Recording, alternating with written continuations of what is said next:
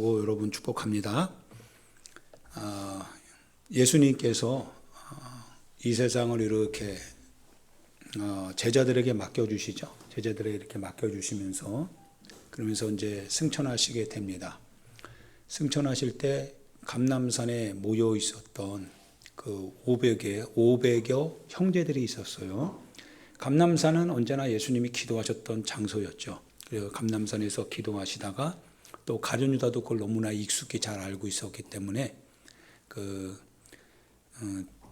제사장들과 유대 당국자들과 모의를 해서 예수님을 잡으러 갈 때 감람산으로 갔죠. 그 감람산에서 마지막까지 예수님은 계시다가 가르치시다가 이제 승천을 하십니다. 여러분도 예수님처럼 항상 기도하는 처소가 있어야 되죠. 그런 처소를 만드는 게 정말 중요한 것 같습니다. 아예 이렇게 평상시 우리 일터에서 특별한 시간을 낼 수가 없으니까 기도하는 것 중요하지만 그러나 여러분 마음속에서는 항상 예수님처럼 늘 하나님과의 어떤 깊은 교제 시간을 가질 때 처소가 있어야 되죠. 처소. 그게 실은 교회가 있어야 될, 교회당이 있어야 될 목적이기도 합니다. 그래서 교회당에는 늘 언제나 하나의 교회 기도 처소인 거죠. 그런 감람산에서 예수님이 이렇게 떠나가실 때 500의 형제를 다 모아놓고서요 말씀을 하시는데 그게 지상명령이죠. 내가 너희에게 분부한 모든 것 그것을 어떻게 하라고 했어요?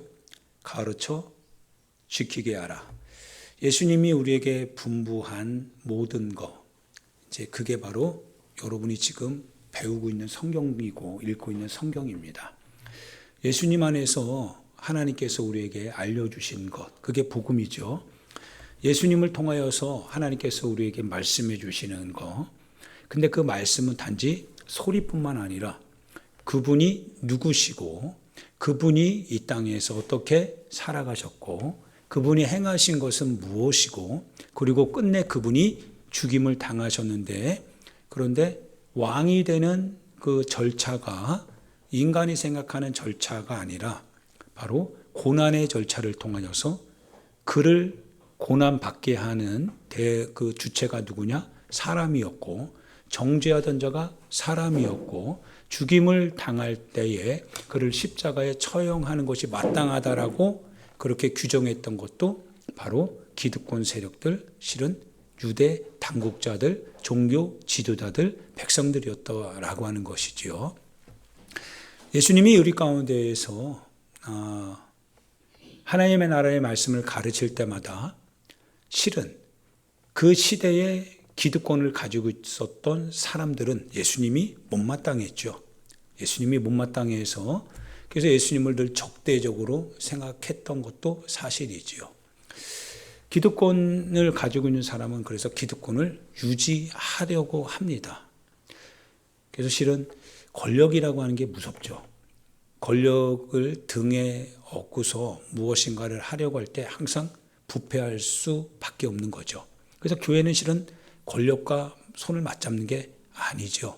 늘 견제해야 될 것이 교회여야만 하는 거지 교회가 우리 편이 권력을 잡았다고 해서 되고 우리 편이 아닌 사람이 권력을 잡았다고 해서 안 되고 그건 교회가 해야 될 말은 아닙니다. 교회는 늘 언제나 중립지대에 있어서 그래서 늘 견제를 해야 되는 거겠죠. 그래서 예수님이 이렇게 승천하실 때 그분이 가르친 것, 그분이 우리에게 알려주신 것, 그래서 그것을 너희가 사람들에게 가르치고 그거를 지키게 하라. 주님이 명령하신 것은 그거밖에 없습니다. 그렇죠? 그분이 우리에게 가르치신 것, 그게 뭡니까? 그리고 그거를 뭐라고 하냐면 지키게 하랍니다. 백성들에게. 그거 외에 다른 거 있어요? 없어요? 다른 거 없습니다. 즉 우리가 예수님을 신앙한다라고 하는 것은 예수님을 신앙하는 거지 예수님 그분을 신앙하는 거예요. 그런데 예수님인 척하는 어떤 누군가를 신앙하는 게 아닙니다. 예수님인 척하는 어떤 어떤 경건한 목회자를 또 신앙하는 건 아니죠. 신앙의 대상은 오직 예수 그리스도이시고 예수 그리스도께서 우리에게 가르쳐 주신 것, 그것을 여러분에게 가르쳐 줌으로써 바로 그 가르치는 그분이 주님의 종이 되는 거죠. 근데 예수님이 가르쳐 주신 것을 가르쳐 주지 않는다면 그거는 한 인간에 불과한 거죠. 인간에 불과하다. 그래서 일상을 생활하는 가운데에서 비록 목회자라고 할지라도 약점이 있는 거죠. 왜냐하면 인간이니까. 그러나 그런 약점 있는 인간을 하나님께서 주님의 종으로 세우실 땐 그 종이 하나님의 말씀을 전하기 때문에 종이 되는 거죠. 약점이 있음에도 불구하고. 그게 바로 우리가 그의 입을 통해서 듣게 되는 하나님의 말씀이다, 이렇게 얘기할 수 있습니다. 그런데 이 하나님의 말씀이 왜곡된다면, 즉 예수님께서 우리에게 가르쳐 주신 것이 아닌 것을, 그것을 예수님이 가르쳐 주신 것처럼 예수님의 신분을 몸에 입고 그분의 이름을 가지고서 자기의 얘기를 한다면, 그렇다면 거짓 선지자가 되는 거죠. 그래서 실은 굉장히 위험하고 조심해야 될 겁니다. 그래서 예수님도 우리에게 말씀하시기를 너희들이 누구든지 선생되지 마라, 선생되지 마라, 선생되지 마라 라고 예수님이 당부를 하셨습니다. 선생되는 것은 제자가 있기 때문에 그러죠. 근데 그 제자는 누구를 따라가요? 선생을 따라가기 때문에 그러죠. 그래서 선생된 자는 오직 누구밖에 없다고 했어요? 너희 하늘 하나님밖에 없다. 모든 것은 하나님이 우리의 선생님이시지 선생은 없다라고 하는 거예요. 너희가 선생되지 마라. 너희가 하나님의 이름을 사용해서, 예수의 이름을 사용해서 마치 예수의 권위를, 하나님의 권위를, 그래서 백성들을 선동하고 백성들을 끌고 가려 하지 말라는 거죠. 자칫 둘 다 망할 수 있다는 거죠. 그게 실은 가장 두렵고 떨리는 사건들입니다. 그래서 오늘도, 그리고 여러분도 예수님께서 승천하시면서 말씀하신 거, 내가 너희에게 가르쳤던 거, 내가 너희에게 시청각으로 보여줬던 거, 그분이 바로 하나님의 아들이라고 하는 사실이고 하나님의 아들 안에서 하나님께서 행하시고자 하셨던 바로 그것, 바로 그거를 우리가 배웠고, 그래서 그 배운 그대로 여러분에게 가르치고 여러분은 자녀들에게 가르치고 있다라는 겁니다. 그거 외에는 다른 어떤 것도 우리의 신앙의 대상이 될 수 없습니다. 할렐루야. 일어나지 않았으면 좋겠습니다. 그러나 우리 주변에 일어나고 있습니다. 마지막 때가 굉장히 임박한 것도 여러분 다 알고 있을 겁니다. 우리나라는 특별히 그럴 것 같아요. 알지 못했다고 한다면 알아야 되기 때문에 조금 기다려줄 수도 있겠지만, 그런데 이미 우리는 많은 걸 알고 있습니다. 기다려주세요라고 말하기에는 이미 우리는 알고 있는 게 너무 많고, 그리고 알고 있기 때문에 우리가 행하지 않는 것은 결국 의도적인 거죠.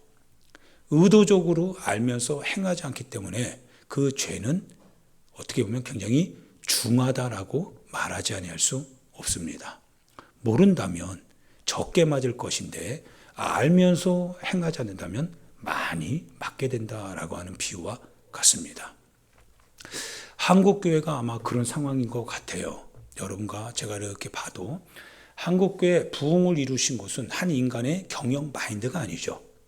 한 인간의 어떤 탁월한 언변에 의하여서도 아니죠.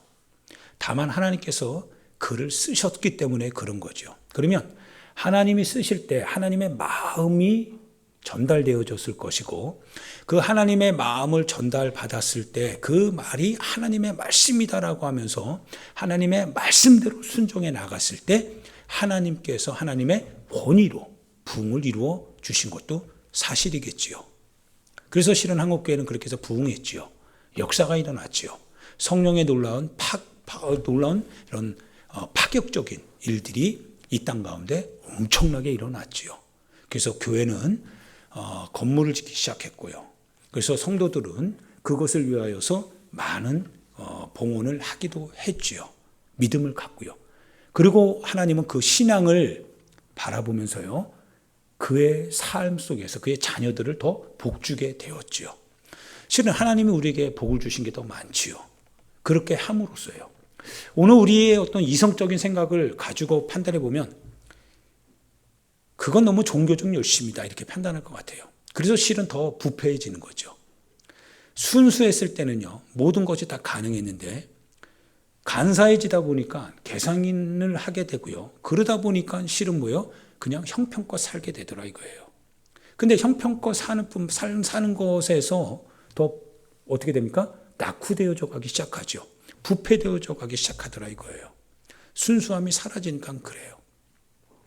어떻게 보면 한국교회의 상황이 이런 거 아닐까 싶습니다.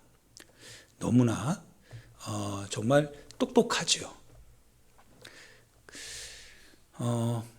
그러다 보니까 실은 미래가 보인다기보다는요, 조금 미래가 좀 암울하다 이런 생각을 갖지 않을 수 없고요.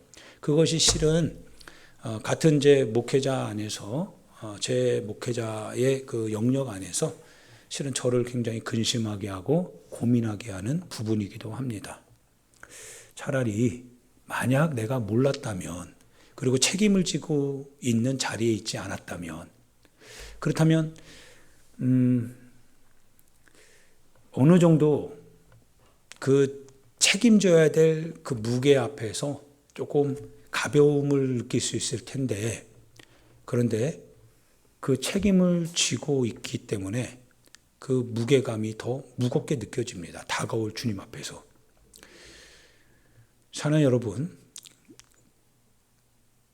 이렇게 말하는 이유는요, 여러분의 목회자는 실은 저라고 하는 사실이죠. 여러분이 제 양이 아닙니다. 주님의 양이죠. 다만 저는 문지기입니다.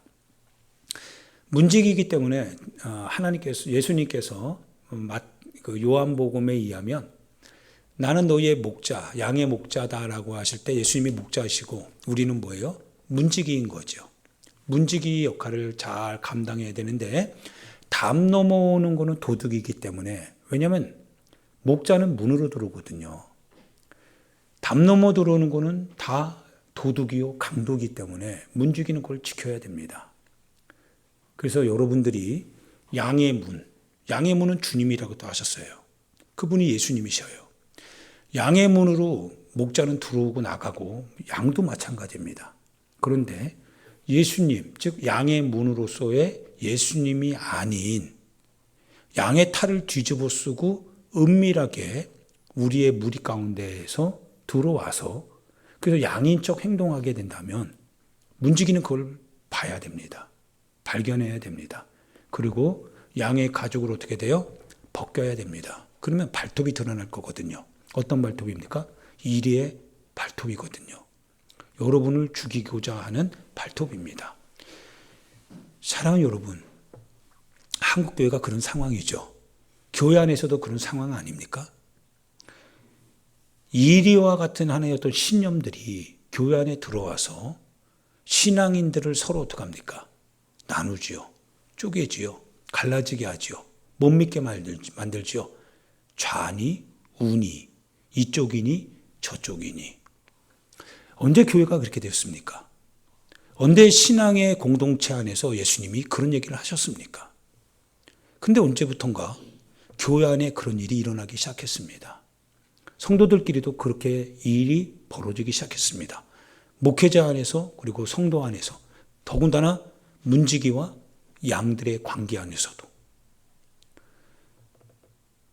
주님의 몸으로서의 역할을 감당하기보다는 다 이념화되어졌습니다. 그 이념화되어지는 그 교회가 주의 일을 감당하려고 할 때 하나가 될 수가 없겠죠. 도대체 누가 이렇게 했냐 이거예요. 예수님이 왜 이렇게 갈라졌냐 이거죠. 그래서 저희는 그걸 분별해 내야 됩니다. 그걸 반드시 끌어내야 됩니다. 울타리를 허는 뭘 잡으라고 했어요? 여우를 잡으라고 했습니다. 우리 사랑, 즉 하나님과 이스라엘 백성 간의 사랑, 교회와 신랑 되신 주님과의 사랑, 예수님 안에서의 몸된 교회와 머리 되신 예수 그리스도와의 같은 관계를 허는 여우, 그 여우를 잡아야 됩니다. 이것이 실은 오늘 우리가 복음을 통해서 더 나아가야 되는데, 그런데 지금 우리 내부적으로, 교회의 내부적으로, 우리뿐만 아니라 우리 한국교회 안에서 일어나는 내부적인 하나의 어떤 균열입니다. 이 균열을 막을 방법이 있어야 되고, 그리고 그 방법을 실은 오늘 찾아야 됩니다. 그래야 더 나아갈 수 있을 거 아닌가 싶습니다. 사랑하는 여러분, 이 사실은 얘기하면서 제가 여러분의 목회자라는 얘기를 분명히 했죠. 저는 여러분을 하나님의 나라로 데리고 가야 될 책임이 있죠. 여러분의 영혼에 대한 책임을 제가 가지고 있습니다. 여러분을 지켜야 될 책임이 내게 있습니다. 여러분이 밖에 있다면, 다른 교회에 있다면 저는 거기에 대해서 책임지지 않겠죠. 왜냐하면 밖에 있으니까요. 그런데 우리 안에 있고 나를 주님이 망대를 세워놓고 성경의 망대 위에서 하나님 예수님께서 나를 세우셨습니다. 그리고 눈 뜨고 보라고 하셨습니다. 담 넘어오는 게 있는지 우리 양을 지키라고 했습니다. 주님이 오실 때까지 양들을 지켜라. 양들을 지켜라. 그 지키고자 하는 마음으로 오늘도 성서를 읽고 기도하고 예배드리는 거죠. 여러분을 지켜야 될 책임이 제게 있으니까요. 누가 갈라치게 하느냐 이거죠. 안 됩니다. 여러분을 지켜 보존해 가야 됩니다. 언제까지요? 주님이 오시는 날까지요. 무엇으로요? 주님이 우리에게 가르치라고 하셨던 것을 가지고요. 그래서 언제든지 주님이 가르치신 걸 가지고 여러분에게 말하고 여러분에게 들려주고 그리고 여러분을 끌고 가는 거죠. 할렐루야. 예수님께서 마지막 때에 이렇게 세상을 보면서요, 우리에게 주의하라고 하신 것이 있습니다. 실은 그게 바로 뭐냐면 거짓 선지자, 거짓 선생들입니다. 그래서 23절에 보면 그때, 즉 마지막 때입니다. 그때에 사람이 너희에게 말한답니다. 예, 사람의 소리죠. 사람이 소문으로 얘기하고 이렇게 여러분 주변에서 여러분에게 얘기한답니다. 그리스도가 어디 있다고요? 여기 있답니다. 어떤 사람이? 그 사람이. 그가 자기에게 있는 어떤 선생을 우리에게 그리스도가 여기 있다 뭐 이렇게 얘기하는 것 같아요. 또 어떤 사람은 뭐예요? 저기 있다 이렇게 얘기한답니다.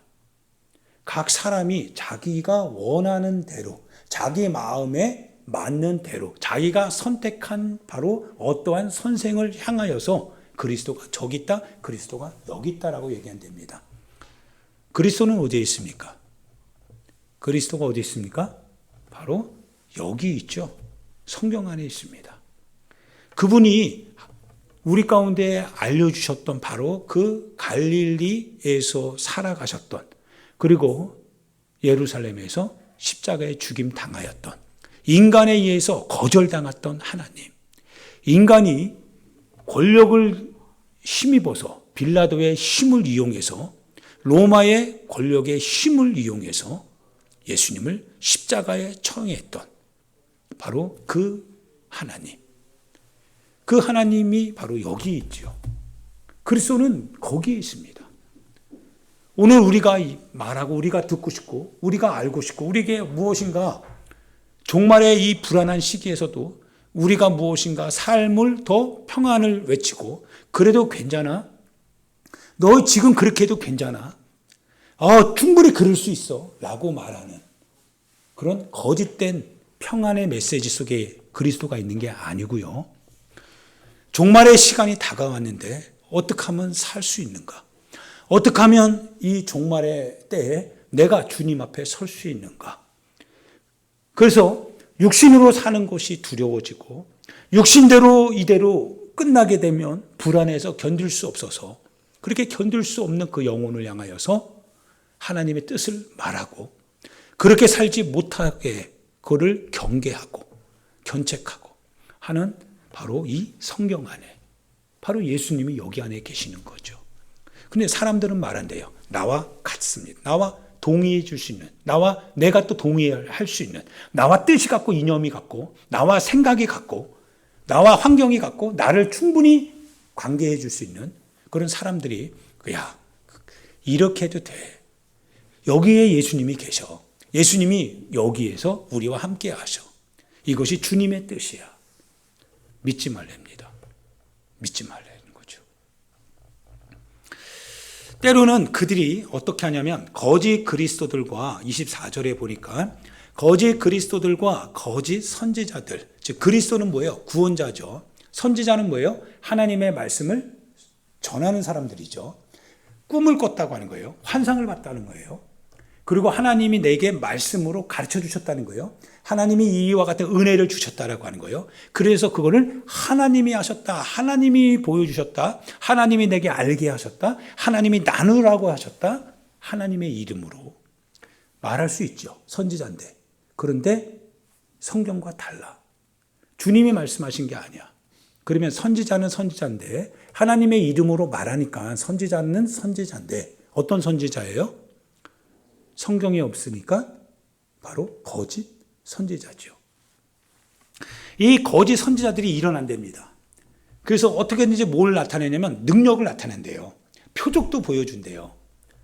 말만 하는 게 아니라 표적도 있답니다. 그리고 놀라운 일들도 일어나게 한답니다. 능력도 있고 권세도 있고 힘도 있고 사람들도 많이 따라다니고 언변을 통하여서 가슴이 막 쿵쾅쿵쾅 뛰기도 하고. 그런데 그들이 하는 목적과 방향은 뭐냐면 할 수만 있으면 택하신 자들도 미혹하려고 한답니다.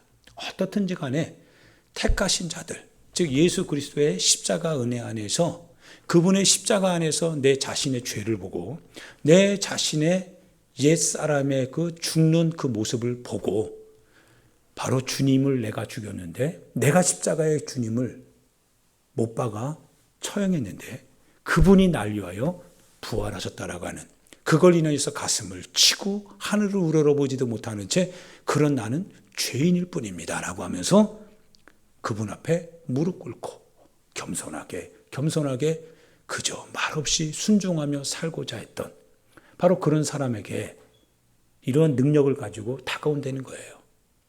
꼭 그렇게 하지 않아도 돼. 꼭 그렇게 하지 않아도 돼. 괜찮아.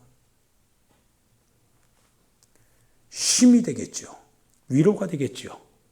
신앙으로 고통당하니까요. 위로가 필요하겠죠. 근데 그거를 참고 견디며 인내하며 나가고 있었거든요. 그런데 내 귓속말로 괜찮아.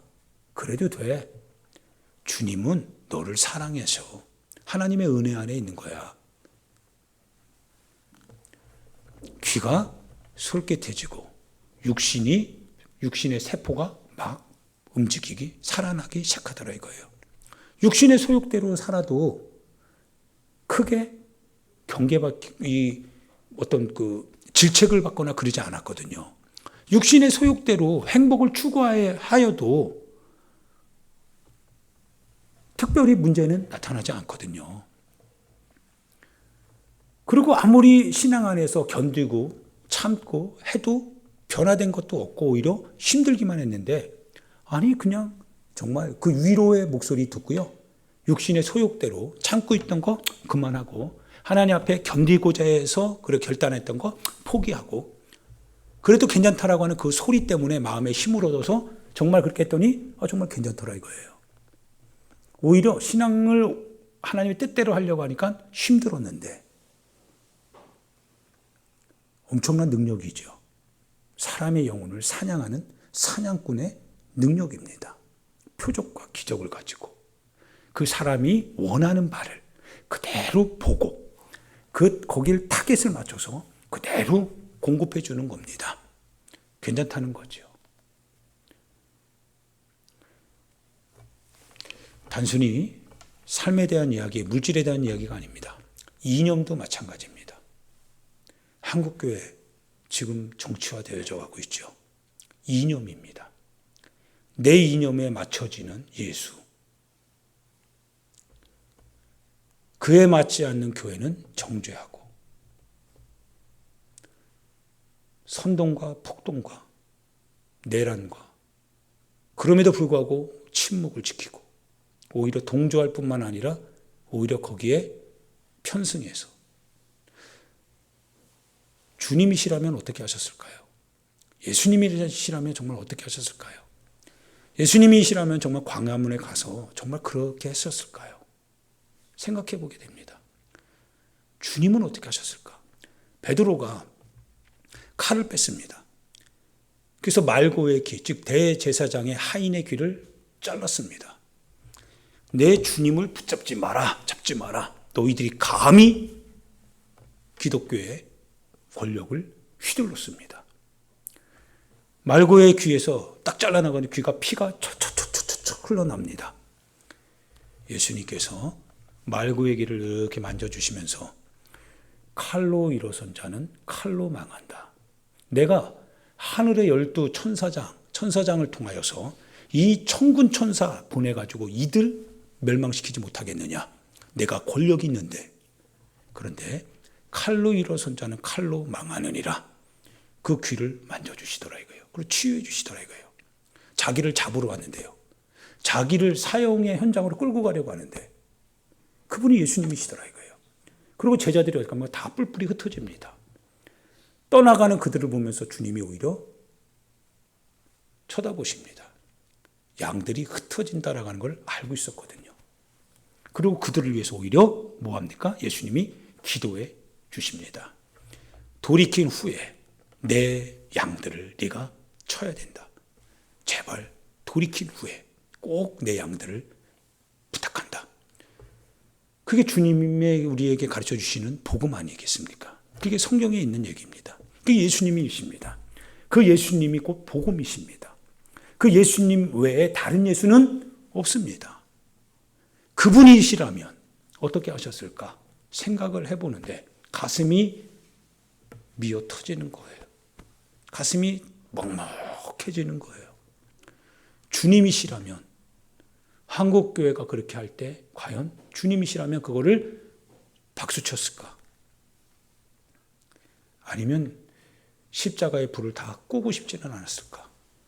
십자가 들고 그러지 마라. 차라리 창칼을 종탑에 달고 그러고 나서 세상을 전복시켜서 그리스도의 승리를 말하겠다라고 해라. 성경적이지 않으니까. 그렇게 하지는 않으셨을까? 책망하지는 않으셨을까?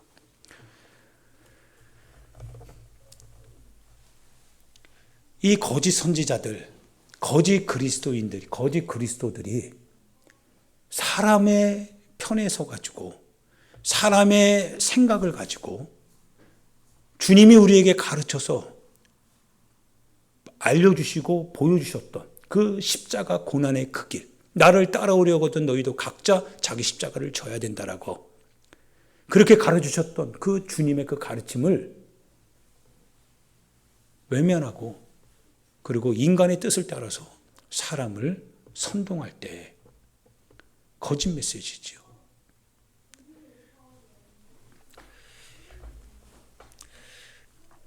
그리스도가 광야에 있다. 그리스도가 골방에 있다. 이렇게 하여도 믿지 말랍니다. 감사한 것은요. 때가 되면 주님이 오시잖아요. 주님이 오시면 믿는 자와 믿지 않는 자가 그대로 각각 달리 모이게 됩니다. 때가 되면 그렇습니다. 신실한 자와 그렇지 못한 자들이 그대로 모이게 됩니다. 마치 좌우가 나누듯이. 독수리는 죽음이 있는 곳에 모인다라는 뜻이죠. 영적으로 죽어있는 자들은 바로 거기에 모이게 됩니다.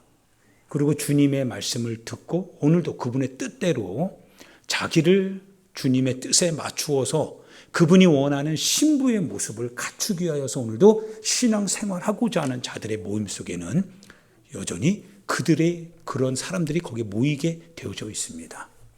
그게 바로 교회 공동체 커뮤니티입니다. 군중이 아닙니다. 대중이 아닙니다. 커뮤니티입니다. 주님의 뜻대로 살고자 다짐하던 그 신실한 주님의 신부 14만 4천으로 대표되어지는 예수 그리스도의 신부 세상의 소리를 따라가는 것도 아니고요. 세상의 어떠한 그와 같은 욕구를 따라가는 것도 아니고 오직 그리스도 안에서 그분의 말씀을 따라 살고자 하는 그 사람들의 모임, 그들의 모임에 그들과 같은 분들이 모이게 된다는 거예요. 때가 되면. 할렐루야. 사랑하는 여러분, 거짓 선지자를 주의해야 된다라고 하는 이런 마음의 소리가 계속적으로 들리기 때문에 나봇의 포도원을 주님이 생각나게 하십니다. 나봇의 포도원 아시죠? 아합이 나봇의 포도원을 가지려고 하는데 나봇이 성경 말씀대로 그거를 양도하지 않잖아요. 그래서 불법을 행하는 이세벨이 그걸 권력을 이용해서 어떻게 합니까? 나봇을 죽이거든요. 그리고 나봇의 포도원을 뺏어요. 불법이죠. 권력에 의한 불법의 행동. 아합 왕이 마지막 전쟁을 나갈 때 그는 블레셋과의 싸움에서 죽게 되거든요. 그런데 죽지 않는다라고 말하였던 선지자들이 있죠. 궁중에 녹을 먹는 거짓 선지자 400여 명이죠. 그들이 아합을 향하여서 나팔 불며 괜찮다라고 얘기했습니다. 그런데 오직 한 사람 반대합니다. 누구죠? 감옥에 갇혀있는 미가야 선지자입니다. 그런데 미가야 선지자가 그렇게 외칠 때요, 미가야 선지자의 그 말은 그냥 묵살됩니다. 왜냐하면 권력의 그늘에 설 수가 없는 거거든요. 미가야는 다시 감옥에 갇히고 말고 아합은 어떻게 합니까? 죽임을 당하게 됩니다. 예레미야 선지자를 여러분 아시죠? 예레미야서를 쭉 읽어가는데요. 예레미야 선지자를 통해서 하나님께서 말씀하시는 것은 뭐냐면 이스라엘 땅의 예루살렘 성이 멸망한답니다. 그들의 죄악이 내 집에서도 일어난답니다. 그런데 그 죄악을 행하는 그 당사자였던 제사장들, 거짓 선지자들이 꿈을 꾸고 하나님께서 내게 이렇게 말씀하셨답니다. 주님의 이름으로 백성들에게 하나님의 말씀을 가르칩니다. 주님의 이름으로 제사를 드려줍니다. 그러면서 주님이 이렇게 말씀하셨답니다. 하나님이 예레미야를 통해서 말합니다. 나는 그들에게 말한 적이 없다. 나는 그들에게 말한 적이 없다. 그들은 내 회의에 한 번도 참석한 적 없다. 그런데 그들이 내 이름으로 말한다는 거예요. 내 이름으로 백성들에게 말한다는 거예요. 그리고 백성들은 그 말을 듣고요, 그대로 죄악 가운데 산다는 거예요. 자기 죄를 돌이킬 방법이 없다는 거예요. 예레미야 선지자가 그 말을 듣고 성전에 나가서 가슴을 치면서 울며 선포합니다. 백성들을 향하여서, 제사장들을 향하여서, 선지자들을 향하여서 예레미야 바짝 마른 예레미야가 외치기 시작합니다. 너희들이 이렇게 얘기하는데 하나님께서 나에게 말씀하시기를 하나님의 이름으로 말하지 말라. 너희가 여호와의 이름으로 말하지 마라. 왜? 여호와의 이름을 가지고 너희들이 얘기할 때 그것이 마치 여호와의 말씀이다, 여호와의 말씀이다라고 말할 때 나는 너희에게 말한 적이 없답니다. 그분은 너희들에게 말한 적이 없는데 너희들이 왜 여호와의 말씀이다라고 말하더냐 이거예요. 시드기야 왕에게도 부탁을 하죠. 그들의 말을 듣지 말라는 거예요. 그들이 뭘 얘기하냐면 예루살렘 성은 괜찮다는 거예요. 예루살렘 성은 안전하다는 거예요. 예루살렘 성을 하나님께서 지켜주신다는 거예요. 하나님께서 이 성 가운데 있다는 거예요. 그런데 예레미야를 통해서 하나님이 뭐라고 하시냐면 주님은 여기 없다는 거예요. 내가 예루살렘 성과 함께하지 않는다는 거예요. 누가 틀렸습니까? 누군가는 틀린 거죠. 누군가는 틀린 겁니다. 그런데 교회 안에 하나님이 없다고 한다면, 여러분이 주님을 섬기고 있는데요, 주님이 여러분과 함께하지 않아요 라고 얘기한다면, 주님의 이름으로 그들이 깃발을 들고 외치는데 주님이 여러분과 함께하지 않아요 라고 말한다면 어떻게 되겠느냐 이거예요. 주님의 이름으로 찬양하고 주님의 이름으로 기도하고 주님의 이름으로 예배하고 그렇게 움직여 나가는데, 예수의 이름으로 선포하는데, 예수의 이름으로 막 외쳐대는데, 근데 어떤 한 사람이 일어나서 예수님이 너희와 함께하지 않아. 예수님이 너희들의 예배를 받지 않아. 너희들의 예배는 너희 자신이 만들어낸 하나님화된 그 같은 우상이야. 너희들은 우상을 향해서 성경을 피고 우상을 향하여서 예배드리고 우상을 향하여서 찬송하고 우상을 향하여서 너희들이 울며 기도하는 거야. 주님은 너희들의 목소리 듣지 않아. 여기 안 계셔. 라고 말하니까 선지자들이 어떻게 할까요? 제사장들이 어떻게 할까요? 내가 어제 꿨는데, 어제 주님이 내 꿈속에서 말씀하셨는데 이 예레미야 선지자를 가만두고서는 안 된다.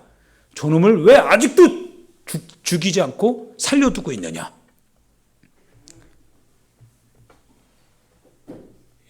그런데요, 결국은 이스라엘이 어떻게 합니까? 예루살렘이 바벨론에 의해서 멸망당하죠. 멸망당하고 맙니다. 끝내는 멸망당하고 말아요. 정말 처참하게 싹 다 멸망당합니다. 처참하게 멸망당해요. 거짓 선지자들 그리고 거짓 제사장들, 그들 때문에 애꿎은 백성들이 다 포로가 돼서 죽임당해요. 자녀들이 다 죽임당하고 아이 벤 여자의 배가 갈라지고 남자들이 다 독수리밥이 되고 남아있는 사람들은 저기 이방 땅에 가서 수십 년 동안 포로가 되어서 자기 땅을 보면서 흐느껴 울고 불러야 될 자기 나라의 노래는 부르지 못하고 이방인의 노래를 부르면서 가슴을 치며 통곡하게 할 때 그 결과를, 왜 깨달아야 될 그 결과를 주님이 기회 주셔서 깨닫게 하실 때 그들의 귀를 막고 그들로 하여금 그 결과 앞에, 참담한 결과 앞에 서게 했던 그 책임자는 누구냐 이거예요. 그게 거짓 선생들이었습니다. 거짓 그리스도인들이었죠. 사랑하는 여러분, 여러분 영혼을 지켜내야 됩니다. 여러분 영혼을 지켜내야 됩니다. 신앙의 이름으로 다가왔지만 그러나 여러분의 마음을 분열의 현장으로 끌고 가려고 한다면 그들을 밀어내셔야 됩니다. 신앙의 이름으로 왔다고 한다면 분열된 상대를 위해서 기도해 줘야 됩니다. 그들을 위해서 기도하자. 그들을 위해서 기도하자. 오늘도 한국교회를 위해서 기도하자. 이 한국교회가 더 이상 이대로 가서는 안 되지 않냐. 우리가 그 나라, 그 교회를 위해서 기도하자.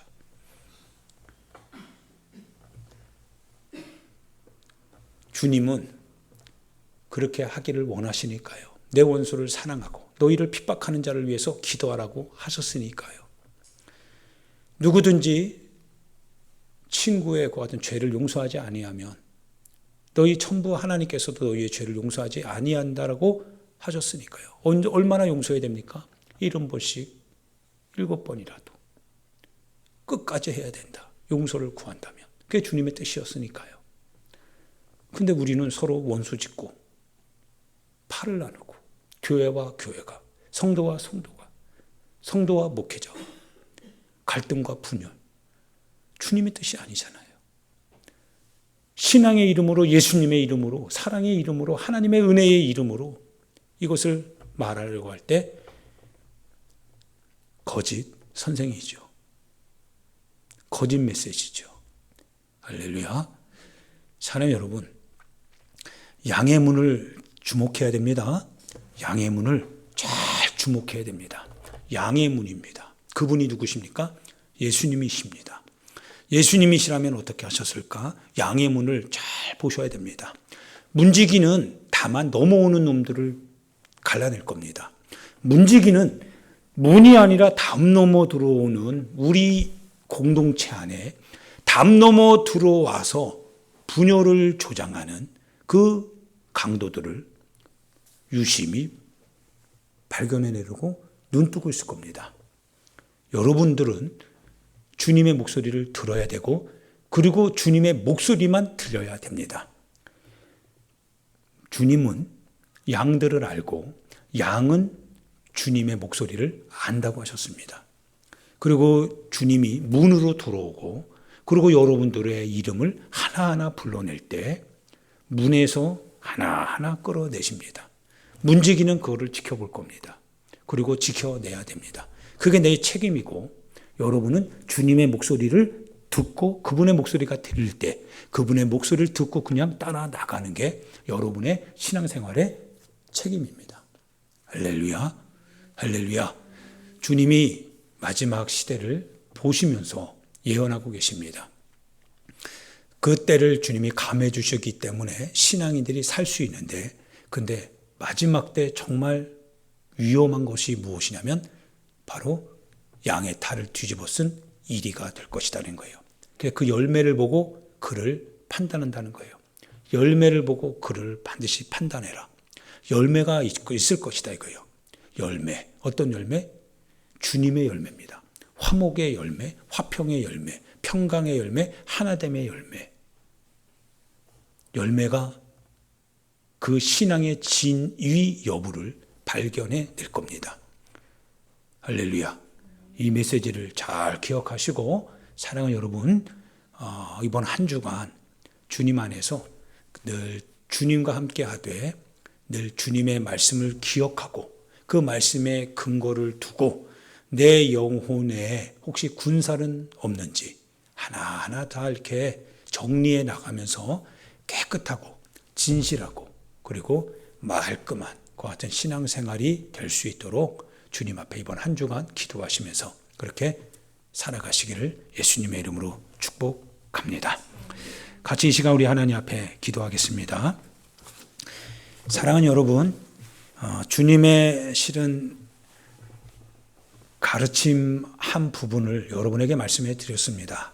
주님도 제자들을 보면서 예루살렘 성전을 보면서 우시면서 진지하게 아마 말씀했을 것이라 확신이 됩니다. 제자들을 보면서 당부하셨을 때 그 주님의 마음, 너희가 깨어 있어야 된다. 너희가 기도하며 깨어 있어야 된다. 마지막 때는 이와 같은 일들이 일어나게 될 것이다. 너희가 아는 주변으로부터, 너희가 소속된 어떤 단체로부터, 너희들이 믿고 지금까지 경외해왔던 어떠한 지식 안에서 그래서 더 주의해야 되고 더 경계해야 된다. 깨어 있어야 된다. 기도해야 된다. 기억해라. 하나님의 복음이다. 오직 유일한 그 복음이다. 나사렛에서 자라나시고 예루살렘에서 정죄당하고 십자가에 못 박혀 죽임 당했지만 너희를 위하여서 부활하신 오직 그 주님의 복음, 그 복음 외에는 다른 복음이 없음을 기억하고 그 복음이 가르치는 대로 너희가 살아야 된다. 주님이 애타게 제자들에게 아마 말씀하셨으리라 생각되는 것 같은 설교 내용이 아닐까 싶습니다. 같이 이 시간 우리 하나님 앞에 기도합시다. 말씀을 생각하면서요. 주님 그렇게 살게 해달라고 우리 주여 한번 부르고 여러분 각자의 영혼을 위하여서